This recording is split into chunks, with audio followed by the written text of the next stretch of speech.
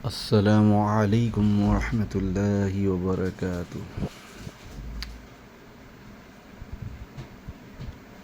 رمضان رمضان کا یہ مبارک مہینہ اپنے اختتام کو ہے، یعنی اختتام پذیر ہے۔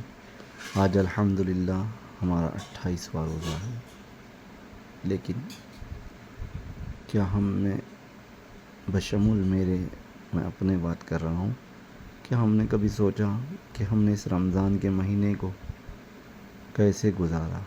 کیا ہم نے اپنی آخرت بنائی اس رمضان کے مہینے میں؟ کیا ہم نے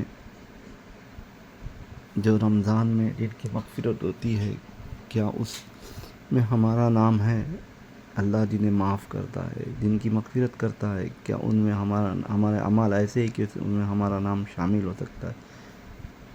ہم نے اپنا محاسبہ کیا؟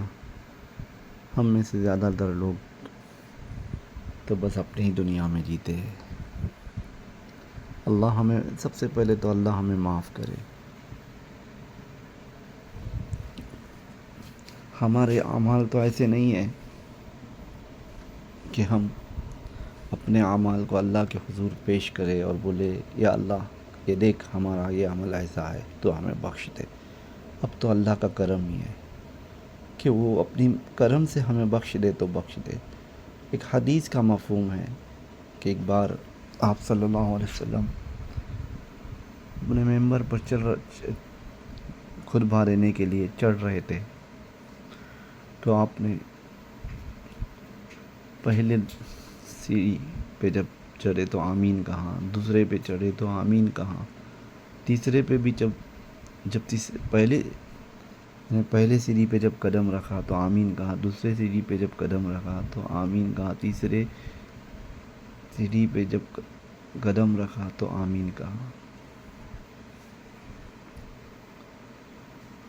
تو خطبے کے بعد صحابہ نے عرض کیا کہ اللہ کے رسول صلی اللہ علیہ وسلم، ہم نے ایک عجیب بات دیکھی۔ تو آپ نے فرمایا کیا؟ تو کہا کہ اب جب ایک ایک درجے سیڑھی پہ قدم رکھ رہے تھے تو آمین کہہ رہے تھے۔ تو اس کے مفہوم میں ایک بات آتی ہے کہ پہلی پہ یا دوسری پہ یا تیسری پہ آپ صلی اللہ علیہ وسلم نے جو فرمایا، اس کے جب قدم رکھا کسی ایک درجے پہ، تب جبرائیل علیہ السلام نے کہا کہ ہلاک وہ شخص جو رمضان کا مہینہ پائے اور اس کی مغفرت نہ ہو۔ تو جو ہمارے اعمال ہے کیا ایسے ہے کہ ہماری مغفرت ہو جائے؟ ہم تو آخری عشرہ میں تاخراتوں میں بھی غفلت میں پڑے رہے۔ ایسا نہیں کہ اپنے اللہ کو راضی کرے۔ ہماری مسجد ہے جو پہلے رمضان میں اللہ کے فضل و کرم سے کم رمضان میں 5 وقت میں تو بھری ہوئی رہتی ہی تھی ماشاءاللہ، لیکن تراویح میں بھی ایسی کہ جگہ نہیں ملتی تھی۔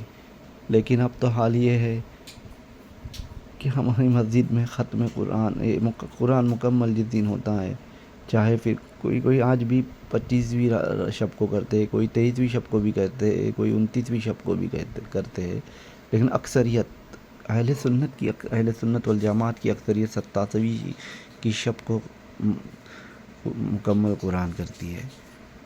تو ختم مکمل قرآن کے روز کی رات کی شب میں بھی ہماری مسجدیں خالی رہتی ہے، جبکہ پہلے ایسا ہوتا تھا کہ مکمل شب کے دن تو اگر ہم عشاء کو لیٹ پہنچے تو اس مسجد میں جگہ نہیں ملتی تھی، اتنی بھیڑ ہوا کرتی تھی۔ لیکن آج ایسا نہیں ہے، اور اوپر سونے پہ سہاگا ہمارے نوجوانوں کا تو کیا کہنا۔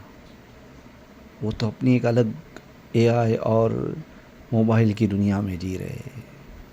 انہیں تو موبائل اور اے آئی سے ہٹ کر کچھ دکھتا ہی نہیں ہے، اور موبائل گیمز سے ہٹ کر کچھ دکھتا نہیں۔ اللہ سب سے پہلے ہم سب کے اولادوں کو نیک بنائے۔ ہمارے نوجوان جو اگر انہیں مسجدوں میں تراویح نہیں پڑھنی ہے، تو میں تو اکثر کہتا ہوں کہ اگر نہیں پڑھنی ہے تو گھر جائے اور گھر میں بیٹھے، اور اگر موبائل استعمال کرنا ہے تو گھر جا کے موبائل میں گیم کھیلے۔ لیکن ہمارے نوجوان سب نہیں، بہت سے ماشاءاللہ ایسے بھی ہے کہ جن کی رمضان میں تکبیر تحریمہ بھی کسی نماز کی مس نہیں ہوتی، لیکن بہت سے آج بھی ایسے ہیں جو پیچھے کی طرف بیٹھتے ہیں تراویح کے نام پر، پیر لمبے کر کے بیٹھتے ہیں اور موبائل میں گیم کھیلتے ہیں۔ یہ کیا ہے؟ کیا حال ہے آج؟ کیا حالات چل رہے ہیں اور ہم کس طرف جا رہے ہیں؟ کبھی سوچا ہے؟ تو ہم پہ حالات نہیں آئے گے تو اور کیا ہوگا؟ میں تو اکثر اماموں سے جو تراویح پڑھاتے ہیں ان سے گزارش کرتا ہوں کہ اپنے جب تراویح پڑھانے کھڑے ہو جائے تو سیدھا سیدھا بولے کہ اگر کسی کو تراویح نہیں پڑھنی ہے نوجوان میں سے خصوصیت سے، تو وہ یہاں مسجد میں بیٹھ کر ٹائم پاس نہ کرے۔ مسجد ٹائم پاس کرنے کی جگہ نہیں ہوتی ہے۔ مسجد اللہ کا گھر ہے، وہاں عبادت ہوتی ہے۔ اگر کسی کو نہیں عبادت کرنی ہے تو اٹھ کر اپنے گھر چلا جائے، لیکن ہمارا نوجوان اکثر 11-12 سال کے بچوں کے ساتھ مسجد میں ہی ہا ہو ہو کرتے رہتے ہیں، ہنسی مذاق ٹٹولے کرتے ہیں اور موبائل پہ گیم کھیلتے۔ اللہ اللہ اللہ اللہ ہم سب کو عافیت کے ساتھ نیک بنائے۔ اب 2 راتیں باقی رہ گئی ہے۔ اب کچھ لوگ سوچیں گے کہ 2 راتیں کیسی؟ تو 2 راتیں ایسی کہ 29ویں شب اور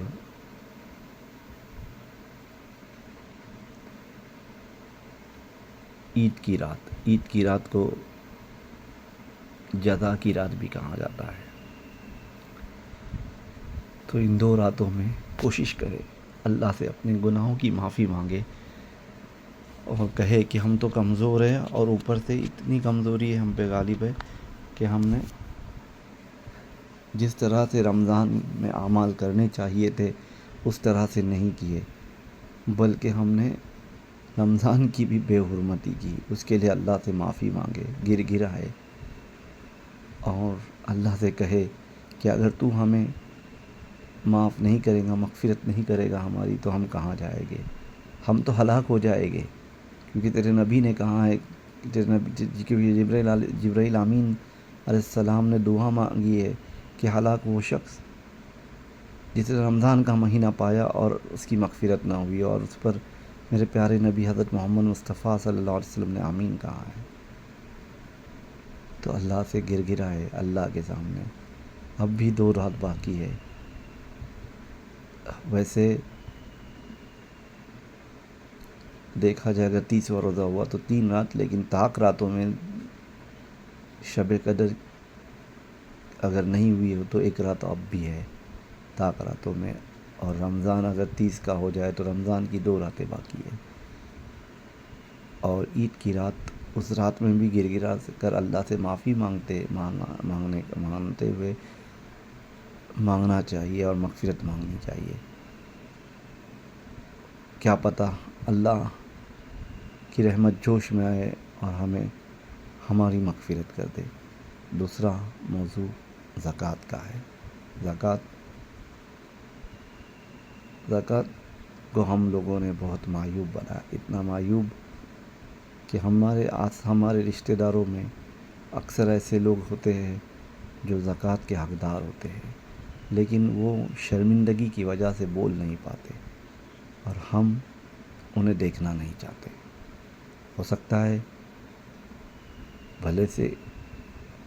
ہے کہ ہماری اچھی بنتی بھی ہو ان سے، لیکن زکوٰۃ کے معاملے میں ہم ان کو دینے کا سوچتے نہیں ہیں، یا ہو سکتا ہے کہ ہمیں پتہ ہے کہ ہاں ہم سمجھتے بھی ہے کہ ہاں وہ زکوٰۃ کا حقدار ہے، لیکن ہماری ان سے بنتی نہیں، اس وجہ سے نہیں دیتے ہم، جبکہ ایسا نہیں ہے۔